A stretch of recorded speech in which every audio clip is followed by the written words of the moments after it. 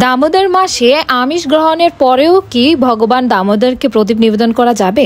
অবশ্যই যাবে। এরকম কোনো শাস্ত্রে লেখা নেই যে আমিষ গ্রহণ করার পরে ভগবান দামোদরকে প্রদীপ নিবেদন করা যাবে না। কিন্তু এত সহজে তো আমরা সবকিছু পেয়ে যাই না, আর ভগবানকে পেতে হলে অবশ্যই কিছু না কিছু নিয়মের মধ্যে দিয়ে যেতে হয়। যেহেতু এই দামোদর মাসের আরেক নাম হচ্ছে নিয়ম মাস, অবশ্যই আমাদেরকে কিছু নিয়ম তো মানতেই হবে। আমরা আমিষ গ্রহণ করি বা নিরামিষ আস্বাদন করি, যাই করি না কেন আমাদেরকে কিছু নিয়ম অবশ্যই পালন করতে হবে।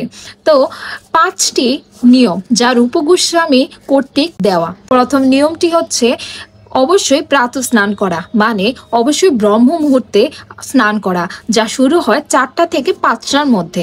দ্বিতীয়টি হচ্ছে ভোরবেলা মঙ্গল আরতিতে যোগদান করা, ভগবানের আরতি করা, ভগবানকে প্রণাম করা এবং হরিনাম করা। তৃতীয় নিয়মটি হচ্ছে তুলসী সেবা, মানে তুলসীকে জল দান করা, তুলসী পরিক্রমা করা, তুলসী আরতি করা এবং তুলসী পত্র ভগবানের চরণে অর্পণ করা।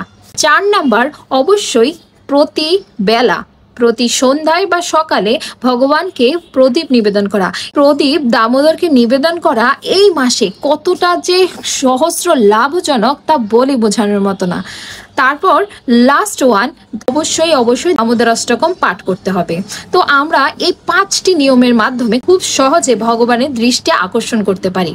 তাতে আপনি আমিষ খাচ্ছেন বা নিরামিষ খাচ্ছেন তাতে কোনো কিছু আসে যাবে না।